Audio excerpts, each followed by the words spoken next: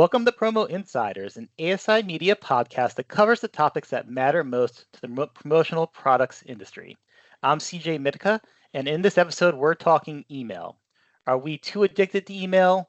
How can I get organized? Is inbox zero really possible? To answer those questions and offer some best practices, today I'm joined by Alexis Haselberger, a time management and productivity coach who helps people do more and stress less through coaching, workshops, and online courses. So, Alexis, I have a confession to make. Like I said, this is for our readers to learn better strategies for their email. It's really for me. I feel like I'm too involved in email, especially since the pandemic, like when we were working remote 5 days a week, and now we're in the office a couple days. I've always been looking for ways to be in email less, get more done, though I do feel like our readers feel the very same way. And so I'm very happy that you're here to offer some insights and advice for us today. Well, no worries. You would not be the first person to have me on a podcast under false pretenses here, just to get a little coaching for yourself. But in all kidding aside, I'm really happy to be here and to share what I can. Thank you very much. So before we dive in, I'm just just curious. I don't know anybody who's overworked or not productive enough. So I feel like your audience for coaching is very limited. But how'd you get involved in this field of the time management and productivity coaching? Yeah, so I spent the first kind of 15 years of my career working in early stage startups where there was always way more to do than people to do it. Mm-hmm. And I saw people burning out left and right. And it was really important to me to do well. But I also did not want to work those hours. Like I was absolutely not interested in working on the evenings or on weekends and things like that. And so I started kind of developing situations that worked for me and strategies that worked in my life. Eventually, people around me started seeing that. And, I had bosses and CEOs that I was working for be like, hey, could you design a task management system for our company? Or like, hey, could you do a productivity workshop for the team? Just base it off of things that you already do. And that was super exciting and super fun to me. And I realized that there was a kind of gap there, or, a good product market fit, if you want to put it that way, of a skill set that I had developed and a skill set that a lot of people don't have because we're not taught any of this stuff in school, in college. You kind of get into the workforce and you sink or swim. And some people figure it out and some people it's a lot harder. So I thought there would be a good space for that. And I was right. Yeah, well, I'm glad we found the right person for our podcast. So through the prism of productivity, of time management, where does email fall? Is this like a major problem or is this a minor issue in the grand scheme of things? I think for most of my clients, it's one of the top 5 concerns, maybe even top 3 concerns when they come to see me. And it's often a symptom of other things, but because we get so much email, right? It's like and just like you said, pandemic wise, right? It's like we're straddling working from home and hybrid and being in the office. And over the pandemic, in the course of that, we started getting even more emails, not only more meetings, but also more emails. And it just is something that also feels for a lot of people like, well, email, it's just this thing that we should kind of be able to get done in between all of the other things.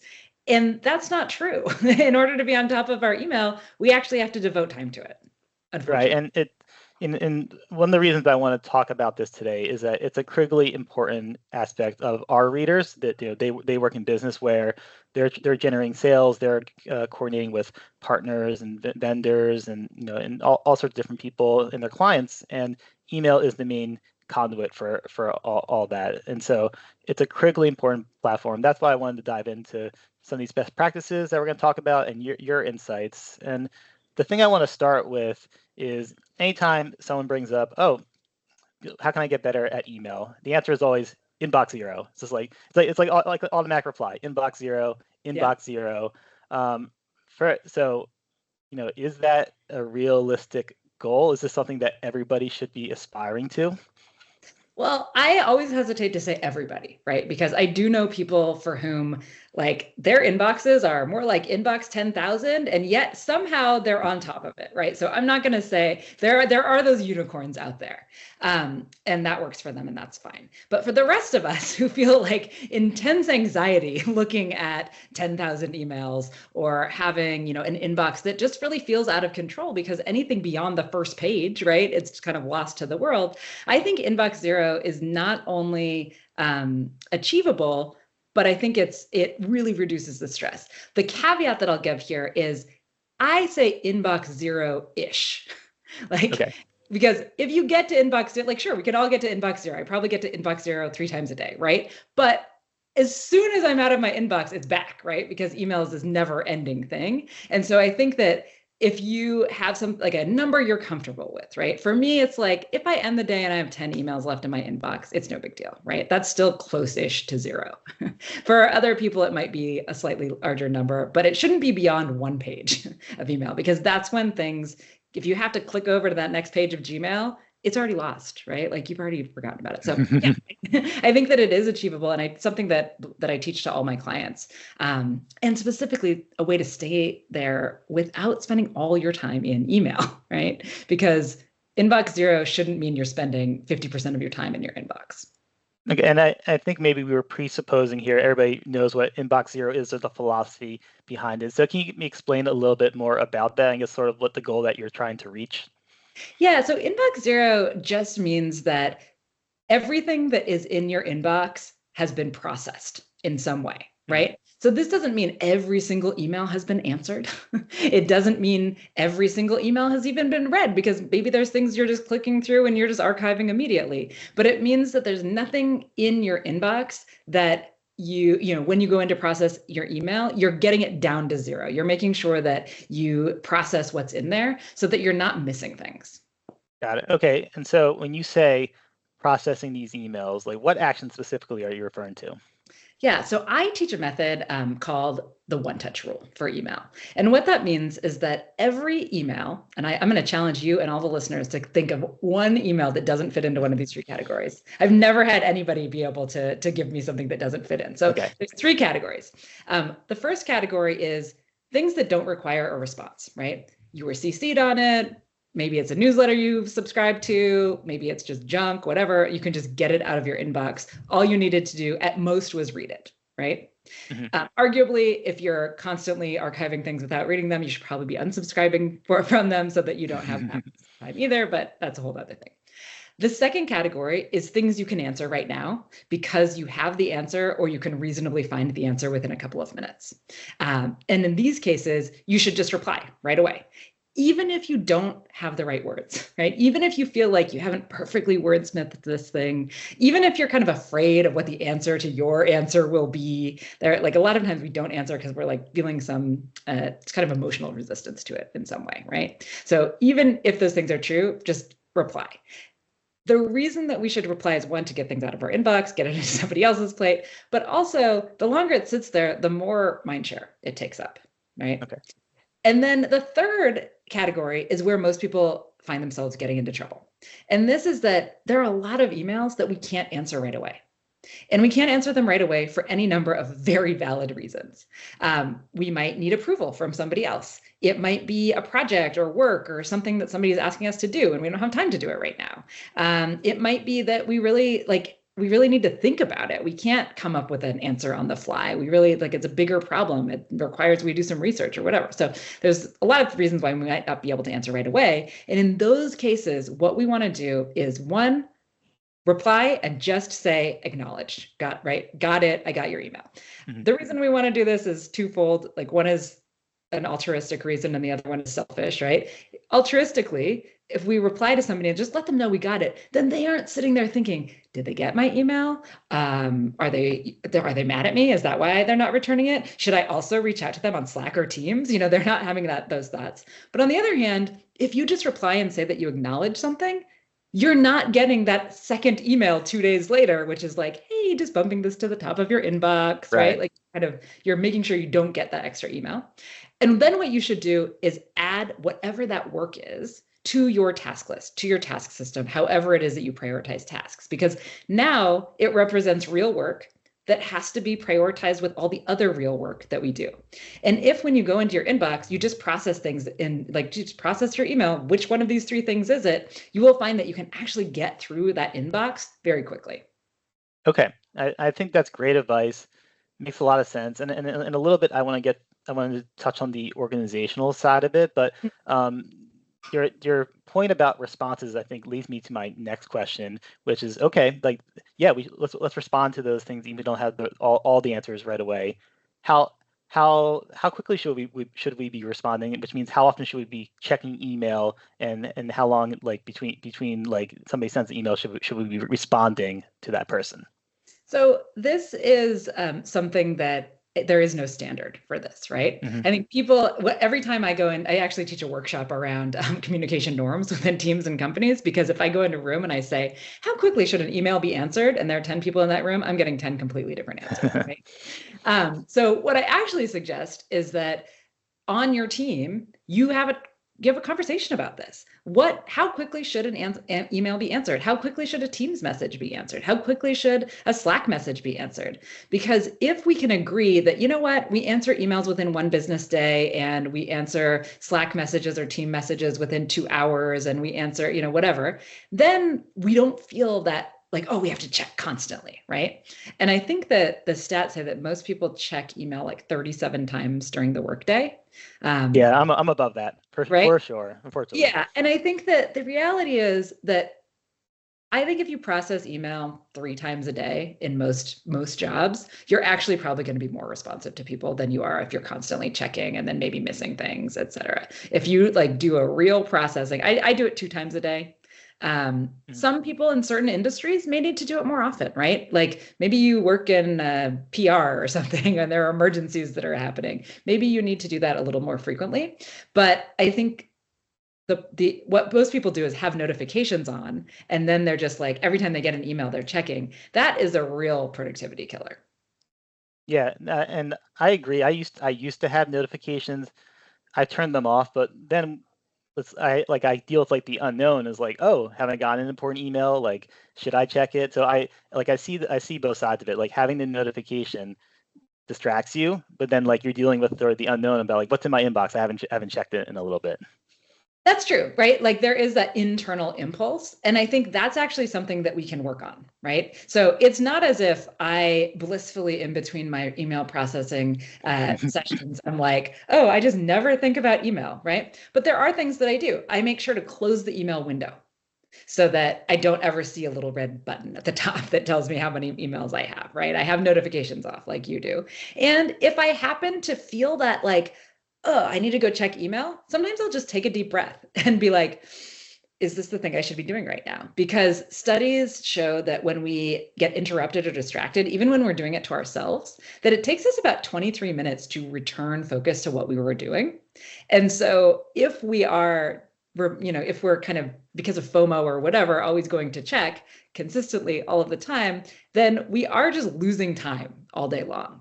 And so I find that, yeah, I still have those impulses too, but I will kind of just remind myself and pull myself back. Sometimes I use like a little mantra that's just like, Alexis, do what you're doing right now. Don't go open that email inbox. Like finish what you're doing, then you can go to the email. And I'll add for our listeners and viewers something what not to do is what I just leave my Outlook open. What I find myself often doing is just sort of like absentmindedly clicking on Outlook just out of habit. And I'm like, why am I even in here? Like it's just like an automatic reflex. And I'm trying to be better about closing the email program. I think you assume that's probably a better move, and our listeners should be doing the same thing. Yeah, well, it's not necessarily better. It's just easier because I think the thing is that it's so much easier to remove temptation than to kind of, push back against it, right? And resist temptation. If we're sitting there, it's kind of like, a kid in a candy store or whatever, right? It's like if you got a piece of candy and it's sitting right in front of you and you're just telling yourself like, don't eat it, don't eat it. I'm not supposed to eat that. I'm not supposed to eat that. Like that is a whole lot harder than just like putting it in a drawer where you don't have to look at it.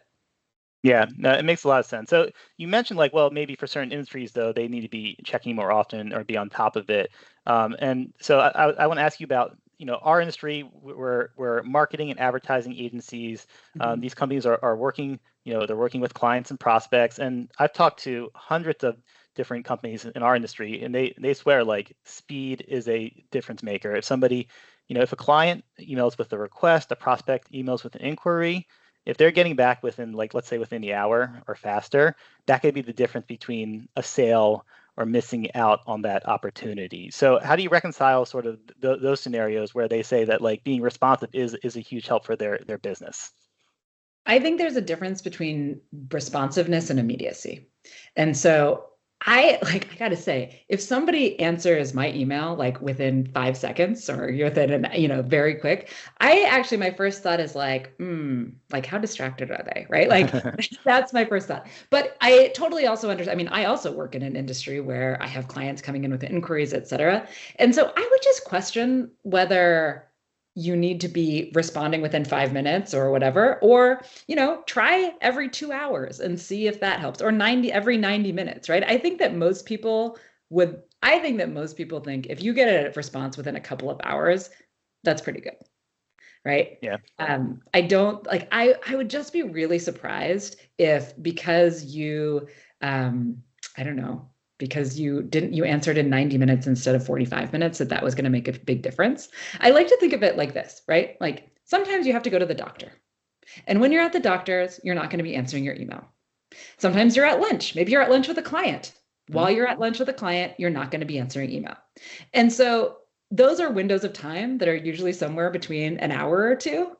That's probably a realistic amount of time to go between your email checking sessions or processing sessions without actually losing anything. I think the bigger issue, right, is like when people send you an email and then just gets lost. You checked it, but you were at the wrong time, and so then you forgot about it, and now it's several pages down in your email, and you never got back to them at all.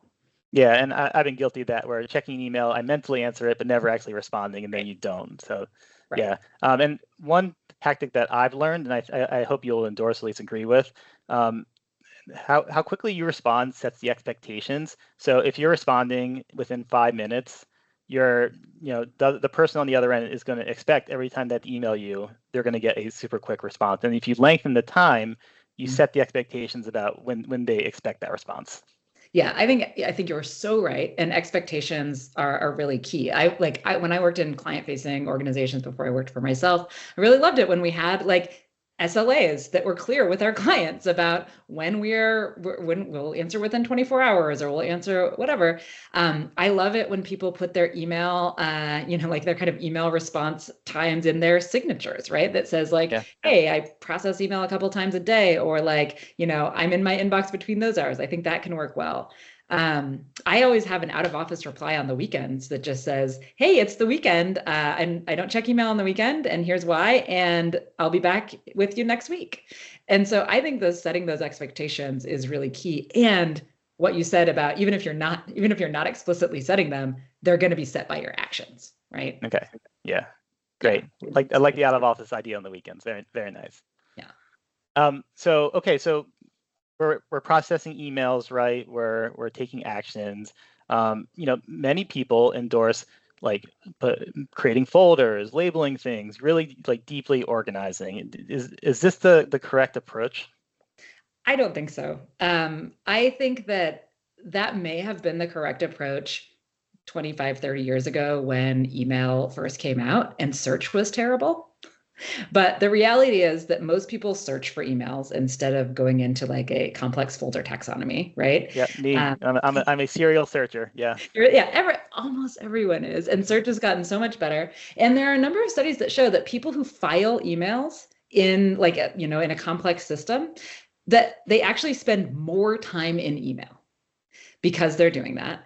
And also, I feel like it really contributes to decision fatigue, especially if you're in a system like Outlook, where it's folders versus Gmail, where it's tags and labels. Because at least in Gmail, where it's tags and labels, something can be multi-homed, right? You don't have to pick the one place where it goes.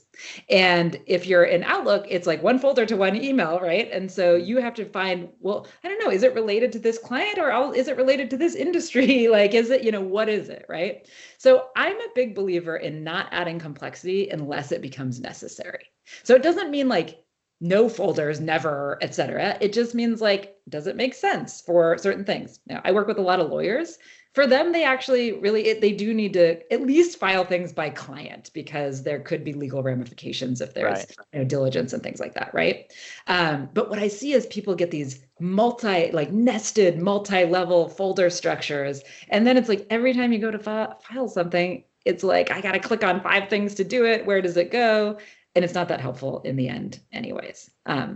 Does this mean I never file anything or label it? No. Like I have one label that I religiously use. It is called waiting. And it's not what you think. It's actually for packages, for packages I've ordered that I haven't received them yet, right? And so I find that useful because every once in a while I'll go in there and be like, oh yeah, I did never receive that package. Where is that? But I would say like folder taxonomy is like excessive filing. It's not actually going to save you any time. Okay. And you brought up that point about the lawyers, and so I think this is important to note, especially for companies who work in sales. Like you should have a CRM, right? And you should be Yeah. logging those conversations, keeping Yes. track of them. It's not like you shouldn't be keeping track of those conversations, but as far as your email program itself is concerned, you're saying you don't have to go to all that sort of deep effort. Right. And like, I mean, if you're using Salesforce or something like that, it's, that is going to be well integrated. Mm-hmm. Yeah, exactly. Since you brought up the differences between Gmail and Outlook, is there one email program that like stands out above the rest, or is it really, really sort of rests on the user to be the bearer of good practices? I mean, I think that, of course, I have personal preferences. Like I'm a Gmail user and I like Sure. Gmail. I don't actually think it matters. And more importantly, I don't think that most people have a choice, right? You work at a company, your company is either going to be using Outlook or Gmail. And it's not like you get to choose like, oh, I'm going to be the one person that uses Gmail while everyone else uses Outlook. So I actually think it doesn't really matter that much. All of the methods that I teach are things that are platform agnostic, right? It's just going to be, it's just like, okay, if you're going to get to inbox 0, you're going to do so in a different way, right? If you are if you're in Gmail, you're going to search a string of saying like, okay, what are emails received before March 1st or whatever? And then you're going to archive all of those. In Outlook, archive means something different at each company, right? And so because those things can be set up differently, so you wouldn't necessarily archive, you would just like move all of those emails into one big folder called old emails or something like that. So there's different like mechanics, but it's the same principles. All right, so walk us through the common scenario. You took a week's vacation, right?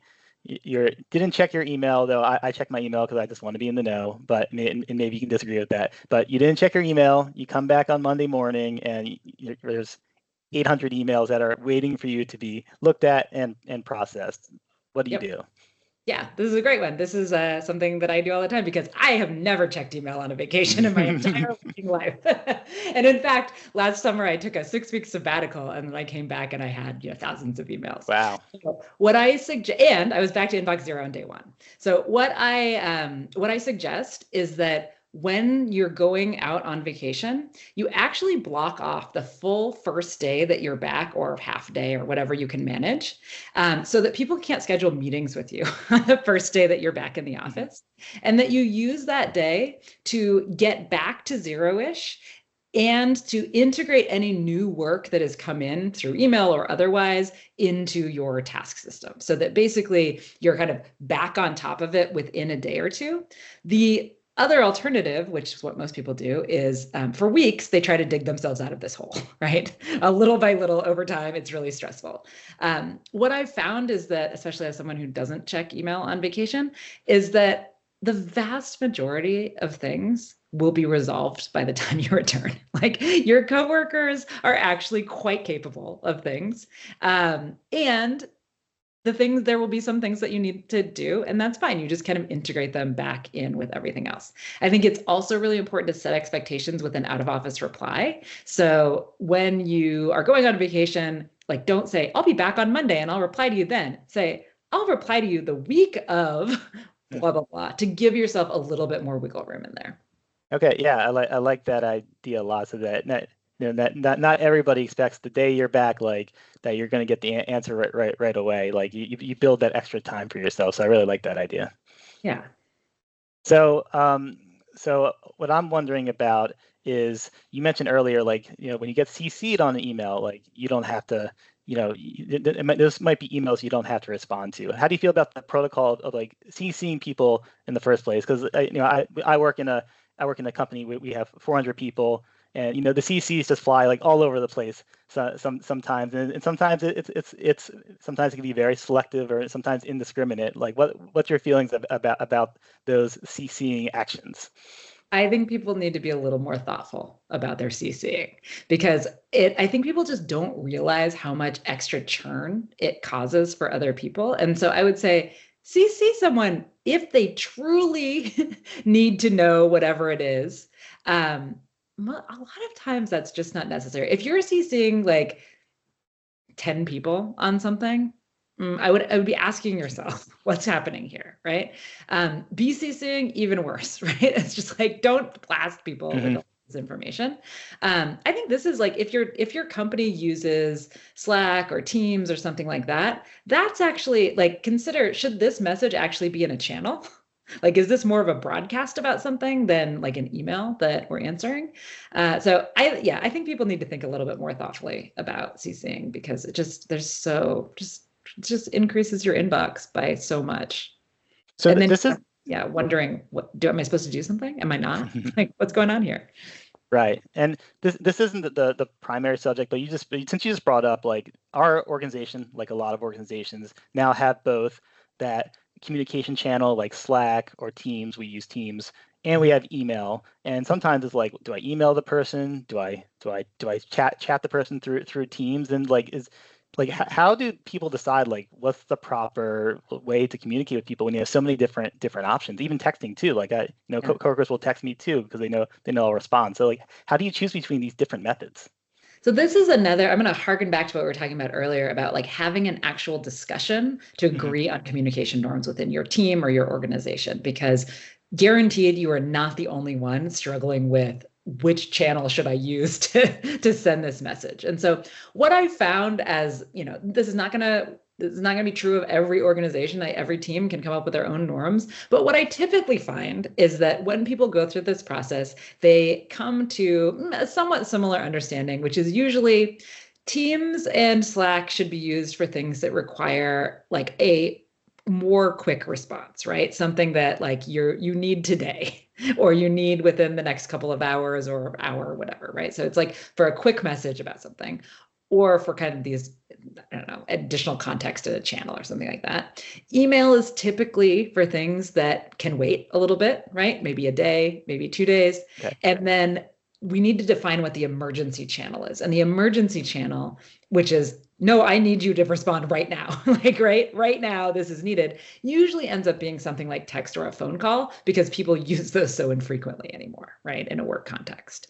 And so I think it's less of like, what is the right thing to do, but what is the agreed upon thing within our team so that everyone knows what's expected, because that's what actually allows people to say like, okay, like I can not check Slack for an hour because I know that I'm only expected to respond within 2 hours or whatever. So I know that I'm not going to be getting some urgent message right away that I need to respond to in that way. Got it. Okay, great. A couple more questions before we wrap up. The time to answer email, especially first thing in the morning. So like, I do this, like I come into work, get set up my computer. Okay, I'll read like the headlines for 5 to 10 minutes. And then the first thing I do is check my email, answer emails. Is that what people should be doing? The first thing is answering their emails? I don't think so, actually. I think that if you can delay answering or even like processing, checking your emails for even the first hour of your workday, that you will get so much more done in that hour than you could even imagine. Because what happens is the second we open up our email, now we have opened up a whole bunch of loops, right? Of these unclosed loops that our brain wants to close. And we can also get really stuck in what I call other people's priorities, right? Which is that, hey, I opened up my email, there was a bunch of stuff in there, I started responding, and now it's 6 p.m. And I've been, I've just kind of been in reactive mode all day. Whereas if you can say like, okay, there's one thing I need to get done tomorrow. It's really important that I get it done. And you just do that thing before you process email, the likelihood that you'll be staying late to get that thing done really diminishes. Yeah, I like that point. And something like I've read and learned about too is like, you have your most energy in that first hour, right? You devote that time to hit something that's really important, like because when you tire later, okay, answer email then, right? Save your best work for when you have your most energy and focus. I agree with part of what you said, but not part of the other. So I Okay. agree should do your best work when you have the most energy, but not everybody has the most energy in the morning. That's true. That's fair. Some people do and some people don't. I think that's something to think about. But I think the point that when I suggest this to people, oftentimes people are like, no, but like I need to know what's going on, right? And what I usually say is, right, if you respond to somebody at 8 a.m. versus 9 a.m., it is not going to make a lick of difference to them. Nobody is going to be like, oh my God, they responded at 8 instead of 9 or 9 instead of 8. But whatever you can get done in that time before your mind has kind of just started thinking about all these other things is really important. Yeah, and I guess like the caveat I should say, like for me, right? Like I'm fresher, can like think clear at 9 a.m. than at 4 p.m. when I've been talking with people all day, working on things. So like that, but yeah, right. Like find the time that works best for you to focus on that important task. Yeah, you can extrapolate that out to be like, what are, so for you, you're fresh in the morning. I'm kind of fresh between, I don't know, like 10:30 and 2:30. You know, people all have different things. And I think what we're keying in on the same thing, which is like during those periods where you are most focused, don't check email. Do something more with your brain. Yeah, great. So AI has always been a very hot topic, and people are using ChatGPT for all sorts of different things. And I've seen plenty of people espouse ChatGPT's wonderful ability to write emails. And personally, I recoil at that a little bit because to me, it's like, you're trying to answer somebody with a personal response. Why are you using AI to write that email? But who am I to say? I mean, how do you feel about where AI programs fit into the use and writing of emails? I think that sometimes it's useful and sometimes it's not, right? I think that if you are struggling to write an email, like if you can't get the words out, I think ChatGPT and AI is a great place to get started, right? Be like, hey, I'm trying to write an email about this. I want it to have this tone, whatever. You're not going to use exactly what it spit out, but it's going to get you 80% of the way there so that you can then customize that to how you want to respond. And so I work with a lot of people who really struggle with perfectionism, right? Who want to like get the perfect words out there. And I think that AI tools can be super helpful from that perspective.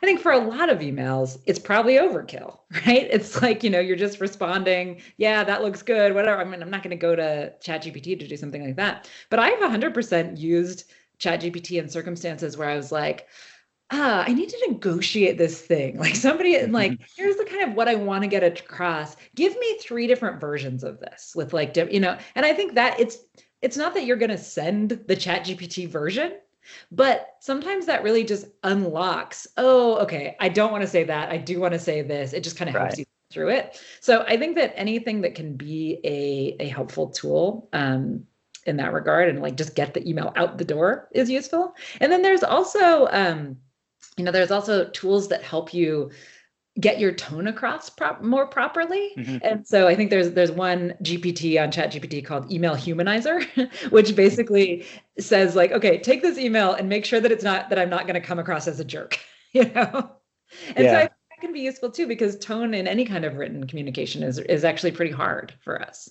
Yeah, and to be clear, like I write for a living, I work with words, so like I don't struggle to write emails because like that's just my like natural habitat. But there are plenty of people who don't like work with words that way, who don't feel comfortable. And to me, it's like, okay, maybe I'm being a little persnickety about it for my own use, but if it works for you, like more power to you. Yeah, that's what I totally think. And like I write a lot too. I don't ever use ChatGPT to write like my articles or blog posts, but like I will use it to help me with it where I'm like, I just don't quite have the wording. I use it kind of as a thought partner. And just like you said, like we all have different strengths, right? And so if there's a tool that you can use to help you with something that isn't quite a strength of yours, then I'm all for it. All right, so to wrap up here, Alexis, people have listened to your wisdom and they know I need to be better at email. Okay, so what's the first step they're gonna take starting tomorrow, starting tonight, whenever they listen to this, in terms of getting their email under control? So I think the very first thing you can do is just start using the one-touch rule that I talked about, right? So don't feel like, oh, I have to get my whole inbox under control before I can start, getting on top of things. I would say just next time you're in your inbox, go ahead and say, which category does this email fall into? I can just archive it, I can respond right now, or it needs to be added to my task list. And then another thing that I think people could experiment with is batch processing. So saying, hey, tomorrow, I'm just going to try processing email 3 times and seeing how much I can get done. in that amount of time. And I'll calibrate from there. Got it. Well, these are great strategies. Alexis, if people want to read more of your work, find out more about you, maybe even work with you in the future, where can they find you? Yeah, that's great. Thanks. They can go to my website, alexishaselberger.com, which I'll send you the link because no one will be able to spell it. And then on my website, if folks struggle with distraction, email or otherwise, you can download a free distraction action plan. So that's available just on my website too. And that's something that folks can grab for free. All right. Well, Alexis, thank you so much for your time today and sharing your strategies. Yeah, thanks for having me on. All right. Thank you, everybody. Thank you for listening and watching, and have a great rest of your week.